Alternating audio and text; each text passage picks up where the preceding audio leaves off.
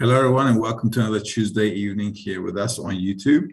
And we're going to carry on with the mutual responsibility article. As you may know, we've done this article in the morning lessons a few weeks ago, maybe last week or 2 weeks ago. And as you know, we're just repeating those articles as we do them in the morning lesson. Now, if you're new to the YouTube channel and you're interested in the wisdom of Kabbalah, the best way to do it is to go to kabbalah.info and check out the CABU Academy there, where you can find like-minded people in your area, and you can actually study with a lot of people from all around the world. Okay. The second thing is, if you'd like to listen to the lessons here, you're more than welcome to, obviously. The best way to go about it is also to check out our previous videos, which are named Semester 1, 2, 3 Young Group as well, so that you can actually get a foundation, a fundamental basis of what this wisdom is all about. All right. In the interim, let's go forward with the Arvut article, the mutual responsibility article, which is a fundamental article for the wisdom of Kabbalah, especially in understanding how the world works as well. Since the wisdom of Kabbalah is pretty much and is the wisdom of humanity, the wisdom of our nature, the laws of nature, which includes everything, it's very important for us to understand how society is interconnected, interrelated, and how we need to actually exist according to laws of nature. And if we don't go by these laws, the laws of nature, unfortunately, life will be hammering us as usual. This is why we have a lot of suffering in the world, because we're not in balance with the laws of nature. So we have to bring ourselves back into that state, and we need to do that consciously. And this is why we're studying this article, which demonstrates to us how the whole of reality is interconnected with all its pieces, except humanity, which is like completely disconnected with anything and everything. All right, so let's see how things go forward. Now, this is item number 19. So I'm going to read as usual. If you have any questions, shoot them through. We'll try to clarify them as best we can. Item number 19. Rabbi Elazar, son of Rashbi, clarifies the matter of Arvut, mutual responsibility, even further.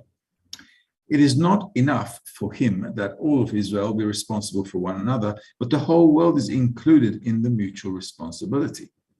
Indeed, there is no dispute here, for everyone admits that initially it is enough to begin with one nation for the observance of the Torah, which that Torah means the spiritual teaching, right? We're not talking about the Torah that the religious are talking about. Torah means a user manual. It's actually a methodology, a method, all right? That's what Torah means. It comes from the word Teorah, which is lighting, okay? Light, from the word light.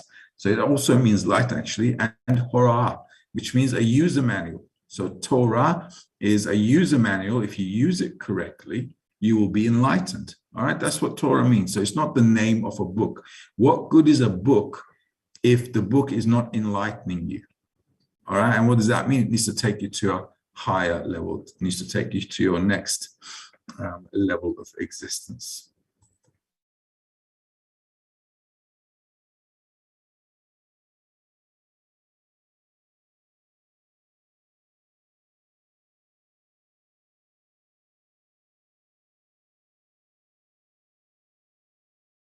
Of the correction of the world, as it was impossible to begin with all the nations at once. Now, when it's talking about a nation here, and it's talking about Israel, I've said it maybe a lot of times, a dozen, 2,000, maybe 100 times, all right?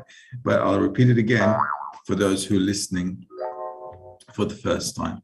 Israel means any individual, okay, any individual who directs himself towards attaining the attributes of the Creator, or the attributes of God, Allah, Elohim, you name it, whatever you want to call them. All right, one force, light, Creator, it doesn't matter.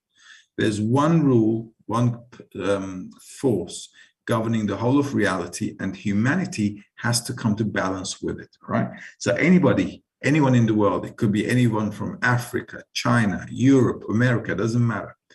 If they've directed themselves to attain this high level of consciousness, that person is called Israel, okay? And it comes from the word Yashar El, Yisrael. Yashar means straightforward, and El means God, or the Creator. All right. So aiming straight to the Creator. So it could be anybody. It's got nothing to do with your religion or where you live, right? So if you're living in Israel, you may not be called Israel according to spirituality because you might be chasing your worldly desires. And so that person is just an Israeli at a corporeal level, but that's not a spiritual definition of what we're talking about, okay? Now then, what does it say here? It is said, it is as they said, right? That the Creator went with the Torah to every nation and tongue, and they would not receive it. Now, here's another thing you need to know. Israel also refers to a person's inclination to spirituality.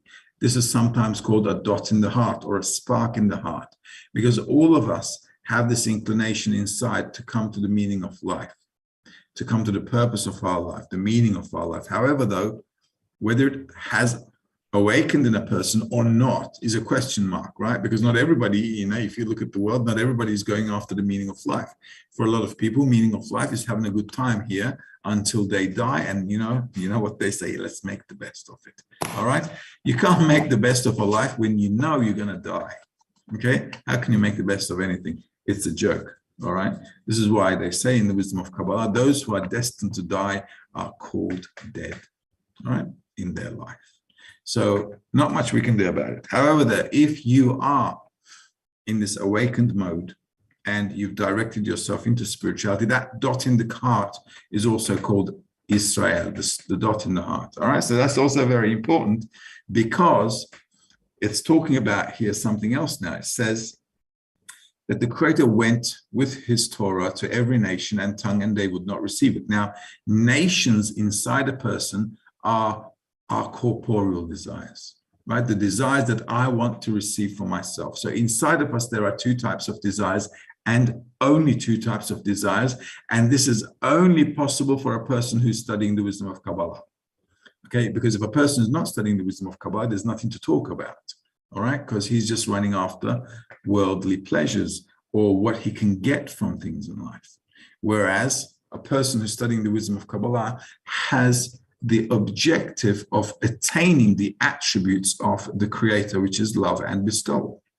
So if a person is aimed in that way, then he's called Israel, and his inclination is called Israel because he's got that inclination. And the other nations are the desires in him which want fulfillment for pleasure. All right? In the outside world, in corporeality, people are always running around to fulfill themselves. So if they're not going towards the Creator, there's nothing to talk about. They're just in a corporeal existence, and this is how they live, and good on them. Okay, nothing to complain about. We're not complaining about anyone or how anybody lives. We're talking about a person who's studying the wisdom of Kabbalah because he or she has an inclination to reach the Creator, to a high level of consciousness. Okay, so what other people are out there doing is their business. But from our perspective, we have to interpret the material in a proper way.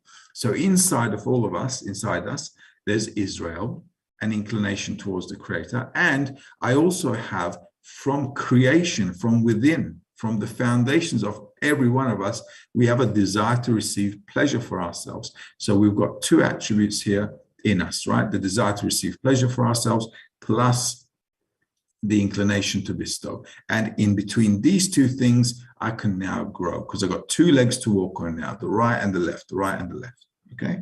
In other words, they were immersed in the filth of self-love up to their necks, some in adultery, some in robbery and murder, and so on, until it was impossible to even conceive in those days, to even ask if they agreed to retire from self-love. So inside of us, there are corporeal desires which I cannot overcome because they give me pleasure, right? Because they give a lot of pleasure, I cannot overcome those desires. So on the one hand, I want to reach spirituality. On the other hand, there are so many desires in me that most of the time I find myself running after them. Okay, so those desires we cannot at the moment bring into spirituality. This is why they're called the other nations. So inside of us, there's the Israeli nation, straight to the Creator, and then there is the nations of the world, right? Corporeal desires. That's it. We're not talking about any country or any group of people on the planet. Everything is happening inside the individual who's studying spirituality. All right, you need to understand this. Because they don't understand this particular point, we've got religions and all kinds of religious wars, right? Simply because they don't understand this one specific point.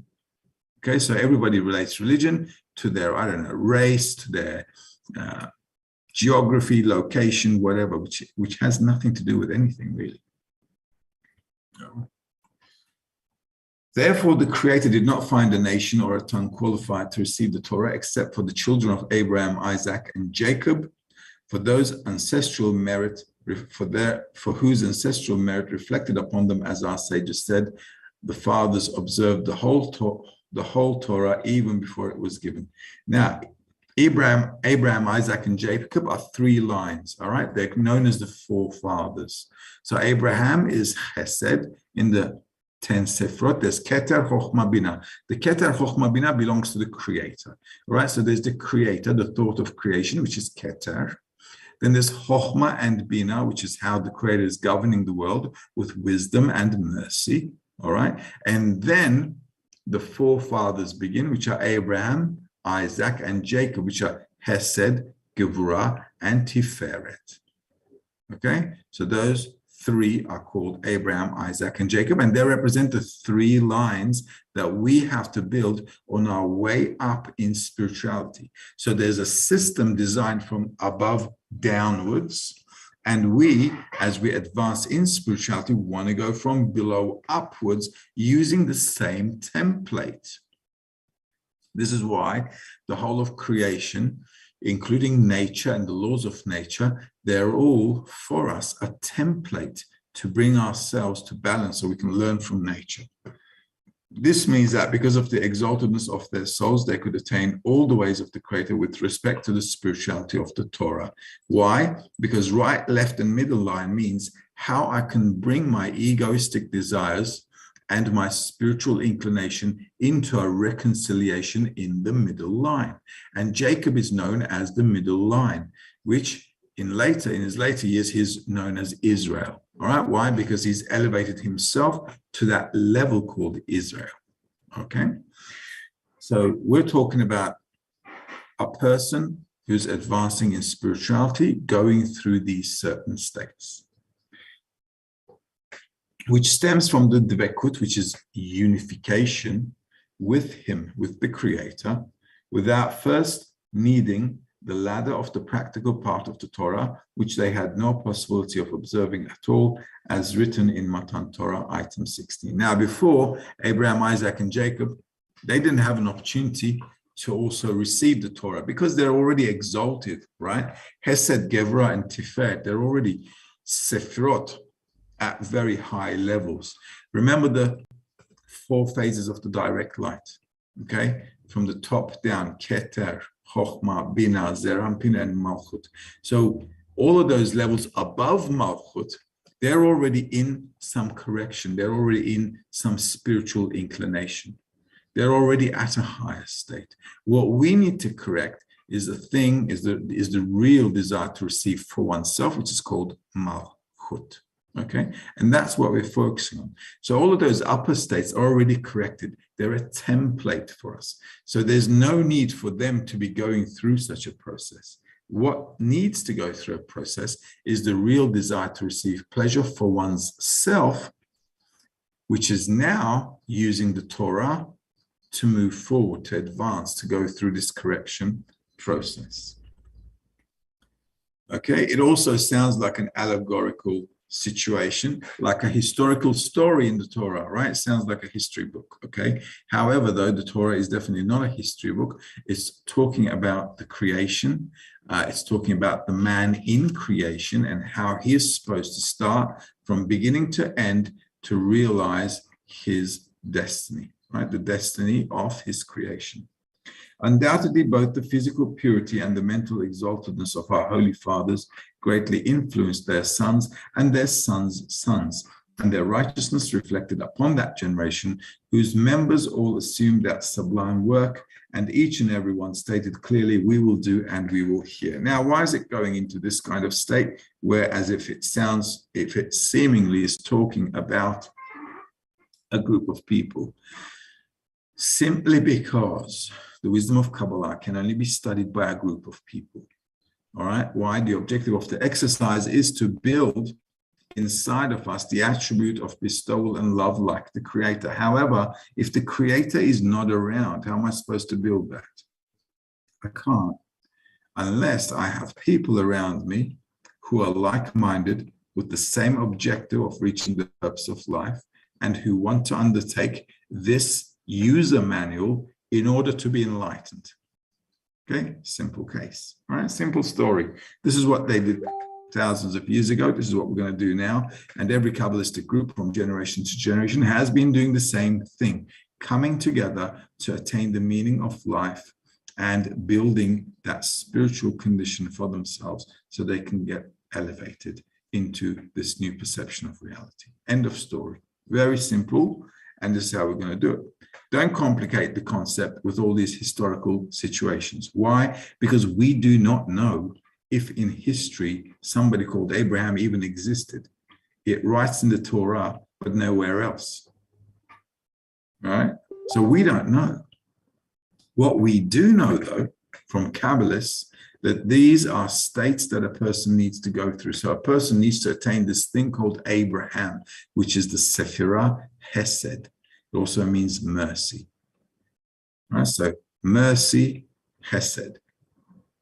Then we've got Isaac, which is Givra, judgments, right? So we've got to attain that as well. So we've got the right line and the left line, and Jacob is the middle line, the reconciliation of everything in order to bestow. It's just an allegorical story. Because of this, we were chosen out of necessity to be a chosen people from among all nations. And as you can see, Bnei Baruch is really a group from all of the nations. Right, so we're going through the same kind of stuff that they were going through as well. The Kabbalistic group is always going through all of these states by becoming a group. So same thing here. Bnei Baruch, which is a group of people from more than 60 countries, I think, or even more, right? So we're from all over the world, a small group of people wanting to realize this spiritual goal. Hence, only the members of the nation were admitted into the required Arvut. So only those who want to be in mutual responsibility can get in. If I don't want to be in there, how can I get in? So this is not a privilege with respect to religion or race or whatever. It's related to a person's desire. Do I want to attain spirituality or not? Yes, I do. Are you committed? Yes, I am. Then join the club. All right, so it's a very simple situation. That's it. All right, this is the plain reality. So how could Rabbi Elazar dispute it? So this is how it is. A person can only learn if a person wants to learn something, right? You can see in the world as well.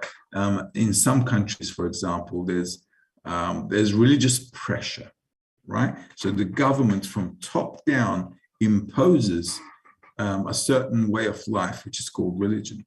And in the corporeal, in the physical life, you can do whatever you want in physicality, right? At the end of the day, if somebody forces you and you're scared, you can do it.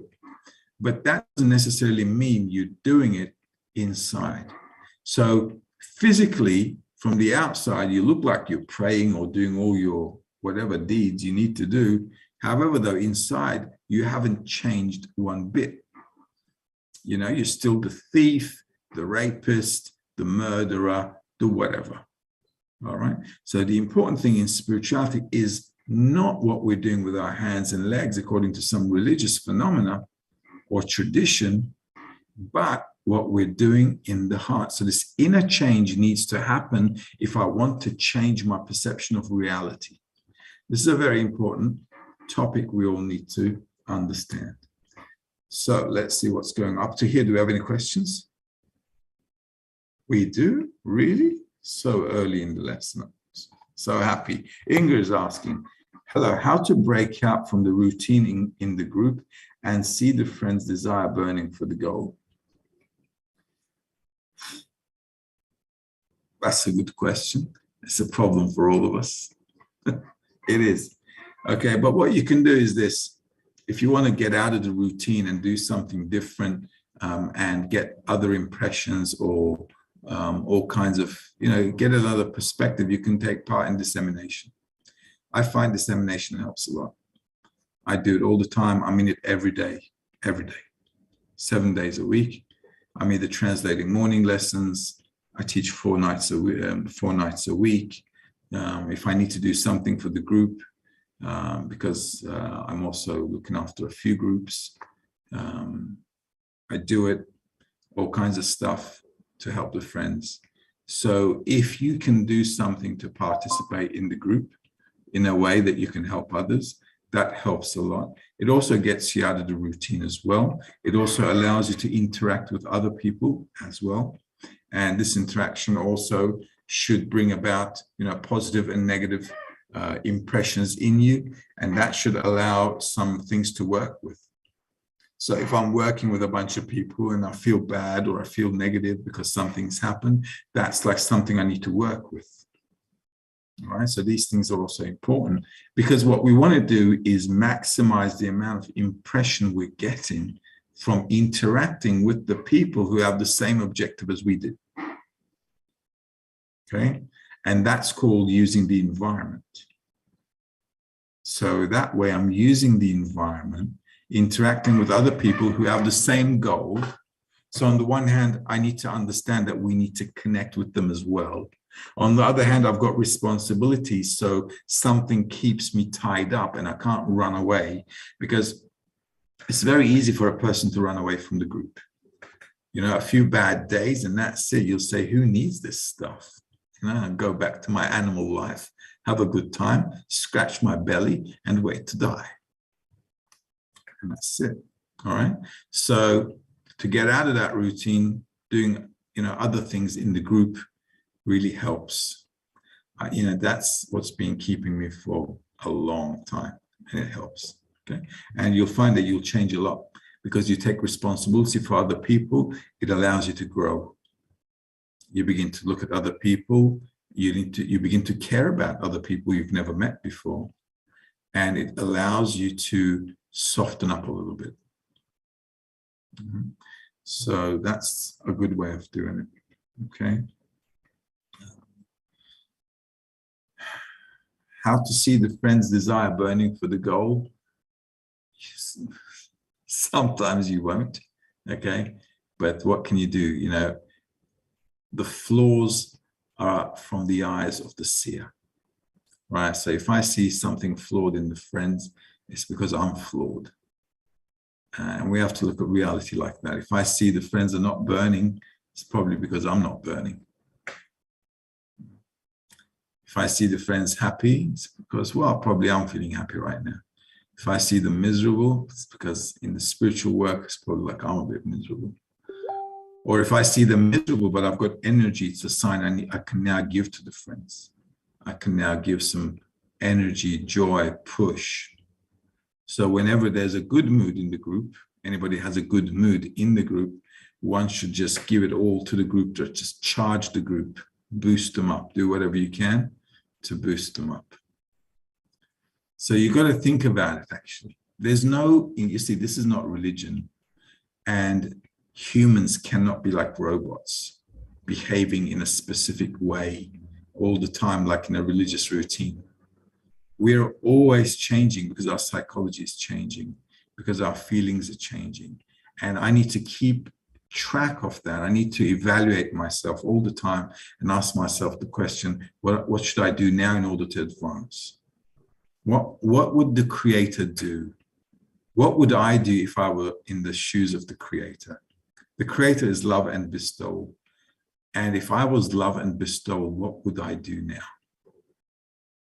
If you keep working in that way, it helps a lot because then you're attracting the Creator, how he behaves. And according to how we've studied, now we're trying to imagine to ourselves a state of how I can bestow to the friends in the current situation I'm in. And that allows you to build an approach. Okay. So if you can work through during the day with that, that would also help a lot. Okay. So you got to try things out. Got to try things out. We've got to be flexible. We've got to be like water, like filling in all the cracks and, sniffing everything out. Hope that answers your question. Let's take a look. Item number 20. But the end of the correction of the world will only be by bringing all the people in the world under his work, as it is written, and the Lord will be king over all the earth. In that day, the Lord will be one and his name one. The text specifies on that day and not before, and there are several more verses. For the earth will be full of the knowledge of the Lord, and all the nations will flow unto him. All right, so it sounds like a nice little fairy tale from a storybook, but we've got to interpret it in our spiritual work. Okay, end of correction means that I personally have corrected all my egoistic desires and brought them into a state of in order to bestow. So I can receive and fulfill every desire in order to bestow. Now that's on an individual basis. On the overall basis, the whole of creation needs to come to that. So the whole of humanity also needs to come to the purpose of life. It's not just us, is it? There are 8 billion people on the planet. So it's us who want to do it voluntarily, and sooner or later, the whole of the population of the planet will need to come to some kind of balance, some kind of reconciliation, some kind of mitigation, where they will have to forsake their will to receive for themselves and exchange it to a state of in order to bestow. There's no going around it. All right, so that is what it means, and the Lord will be king over all the earth. All right, so God doesn't need to be a king over anything, all right, because he's not in that level. He's not at that level of thinking. Okay, it's not like I'm going to create a bunch of cockroaches on the planet and now I'm the king. All right, so there's no self-satisfaction for the creator as such. All right, so the creator will be king over all the earth means the whole earth is our desire to receive. The creator is the attribute of bestowal. So all my desires, everything is going to work in order to bestow. And that means the creator is king of everything. The creator is king. The attribute of bestowal equals the creator. Don't think of creator as some Father Christmas running around there in the clouds somewhere. The creator means the attribute of love and bestowal. That's it, okay? It's the sensation of reality perceived by the individual whose desire to receive has been corrected and turned into a vessel of bestowal. This is how a Kabbalist feels the creator. Okay? Because we also define everybody according to what? According to whether they're good people or bad people. So the creator is also defined as such. We only know what the creator is like according to how we feel the creator. So if I feel like it's a bad world out there, I can't say the creator is good, doing good. I can look and say the creator is bad and he's doing awful, right? Because I can judge according to what I see, and I cannot lie to myself. So the whole concept here is the king being, the creator being the king over all the earth and all the humans and so forth, is a statement where the person has brought all of his desires in order to a state where he's bestowing only. That's all. So the attribute of the creator is the king of all the earth, right? And in the books, when it's talking about a place, right? For example, in the Torah, right, it talks about Egypt, Babylon, the land of Canaan, and so forth. It talks about these places. When it's talking about a place, it's always talking about a desire. We're not talking about geography. So earth is also a desire to receive. Israel is also a desire to receive with an intention to bestow. We're all a desire to receive. This is not going to change. This is our nature. How we're going to use our nature, that's what needs to change. So Egypt, for example, it's a person who's in egoistic will to receive. That's what a person in Egypt is. And mind you, that person in Egypt, according to the spiritual concept, is a person who's studying, right? A person studying the wisdom of Kabbalah wants to elevate oneself to a higher level of perception and discovers that he's in an egoistic state and that he can't really get out of it. He realizes that he is a slave of his egoism. And so he defines egoism as ruling him, which is his Pharaoh. And so he's under the governorship of the Pharaoh as a slave in Egypt. It's as easy as that. This is what the allegory is talking about. All right. So obviously, the Creator doesn't have to satisfy his ego by being king over us, but the attribute of the Creator ruling how we govern ourselves, that is what it means to be the king of the world. For the earth will be full of knowledge of the Lord. Why? Because everybody will know how to bestow. Everyone will know how to use their desire to receive in order to bestow. So if everybody knows that, right, that's it, game over. We're all in final correction and we live happily ever after. But the role, now let's take a look at what we've got here. But the role of Israel towards the rest of the world resembles the role of our holy fathers towards the Israeli nation, as the righteousness of our fathers helped us develop and cleanse until we became worthy of receiving the Torah. For were it not for our fathers who observed the whole of the Torah before it was given, we would certainly not be any better than the rest of the nations, as mentioned in item 12. So it is upon the Israeli nation through Torah and Mitzvot, which is the wisdom of Kabbalah and correcting ourselves, to qualify itself and all the people of the world to develop until they take upon themselves that sublime work of the love of others. This is the ladder to the purpose of creation, which is dvekut with him. So in order to be in unity with the Creator, a person has to correct himself and help others as well, if they want, obviously. All right, this is why I said to Ingrid a while ago as well, dissemination is not a bad idea. Okay, because you're helping other people, and then by helping other people, you're contributing to the advancement of humanity. Obviously, we don't go around doing missionary work, right? We're not missionaries, obviously, right? Only a person who wants to learn, who wants to advance in spirituality.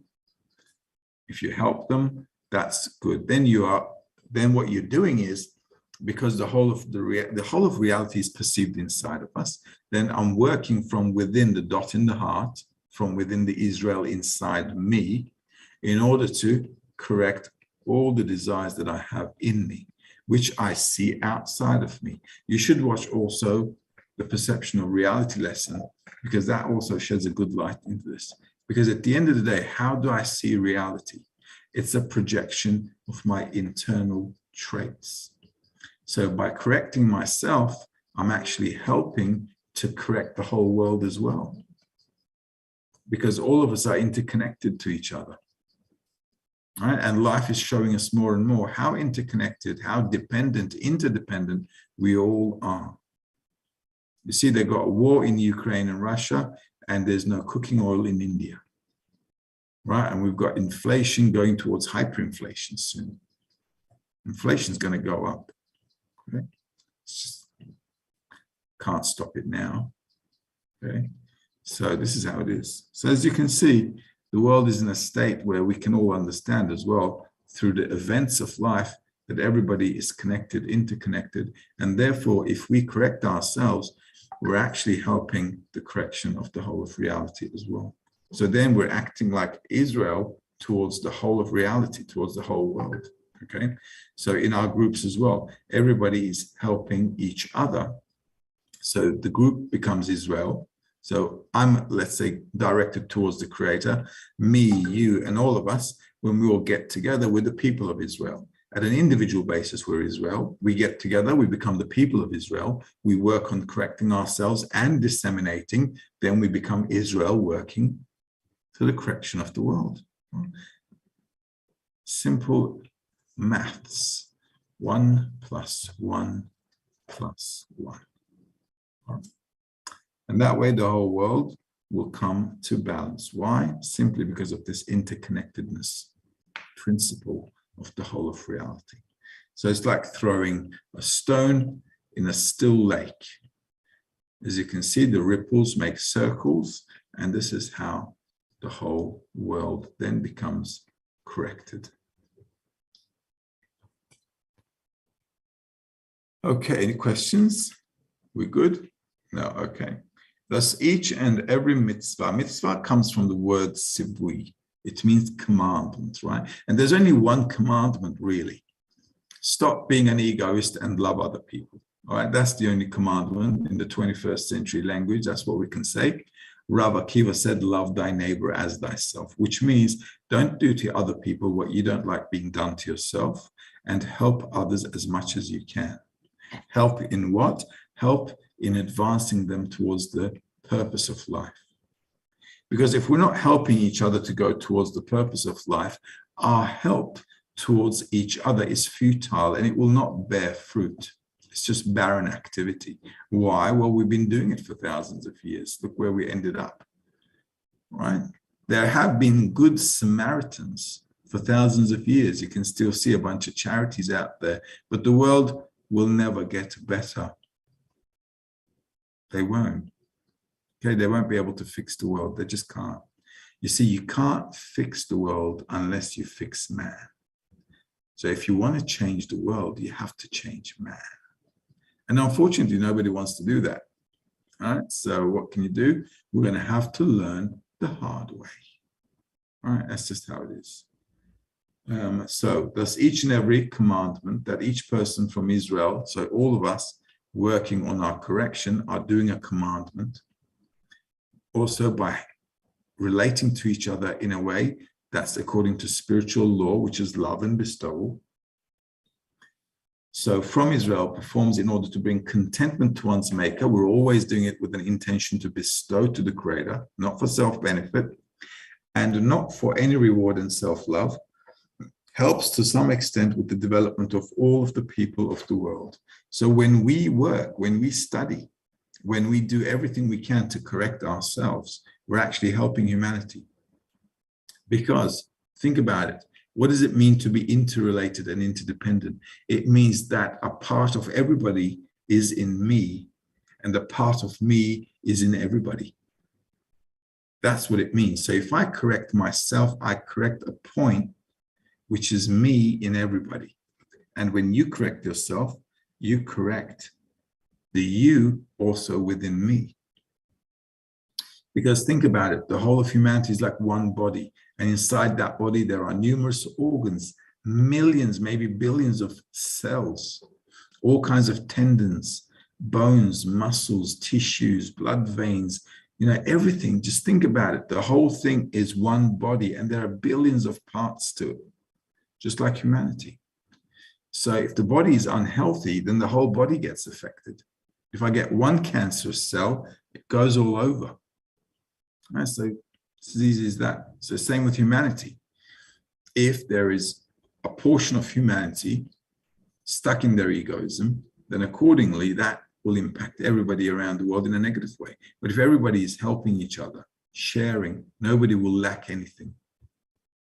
Nobody in the world can lack anything if we all relate to life in a balanced way, and it can supply for all of us. But it will not supply. Let's say there's 8 billion of us and there is one egoist among us. Then the world will not be enough to fulfill that one ego, because he'll keep wanting more and more and more and more. There's no getting out of it. So everybody has to come to that state. Life will push us with pressures of life, such as war, hunger, all kinds of scarcity in resources. We will come to choose by force a minimalistic life, because nature, earth, cannot provide for everything that everybody wants.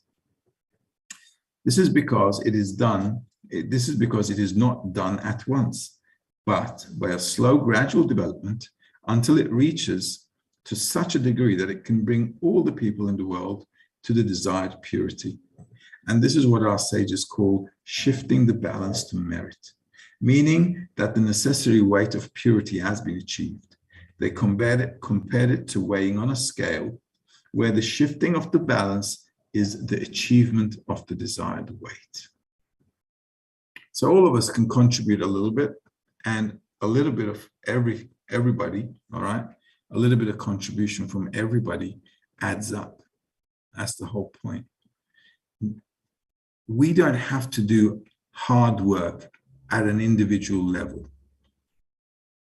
All of us can just do a little bit. You know, if all of us carried 1 gram, that's it. It would be game over. We'd get it done. But it requires all of us to do something. So if we, as B'nai Baruch, and all of us in the world Kli, the world group, work together and we support each other, we nullify our egoism and only work towards love and bestowal among the friends, we can then put aside our egoism, because we'll be able to get force from all the other friends. Because if I see all my friends doing good things, they're showing effort, they're doing things in order to advance in spirituality, then I can be motivated, I can get inspired by them, and I can also stick around to do some work. And then if I see that I'm also getting results from helping humanity, right? So when we first started, there weren't a lot of people in B'nai Baruch. It was just a handful of guys. But now you see we're all over the world, and we're studying with a bunch of people from all over the world, from all around the world, 24/7, right? So that's already a great force. Because what is a force in the world, right? A force is our desire. And what clothes it with bestowal is what we want to do with that desire, the intention. So if we have a desire to correct ourselves and to attain a higher level of perception, that godliness, just like the purpose of creation as described by Kabbalists, if we aspire to that and do things towards that, our thought process and action process, our desire and the thought process, the intention process is directed towards that, and we can pull the whole of humanity into that state. Right? If we all work together, all of us, we can do it, no problem. Right? But at an individual level, we can't, because an individual person cannot receive any feedback at an emotional level with the work that one is doing. Right? Just like I can't feel what true love is if I don't have anyone in front of me. Right? Because I need to have other people around me so I can interact with them, so I can build this condition called love, bestowal, taking care of each other, what it means to take care of each other, what are we lacking, what are we not lacking, how to complete one another. Rather than competing, how can we work together and complete our lacks and come to some kind of unity, balance together. And this is why we need a society to work with. Otherwise, I can't have any impressions about what's missing or what I need to change in me. All right, so I hope that's all good. I think we're 10 people watching the lesson today. Well, that is an exact 10. All right, so that's very lucky for us. All right, so this was item number 20. We're going to call it a day or a night, depending where you are.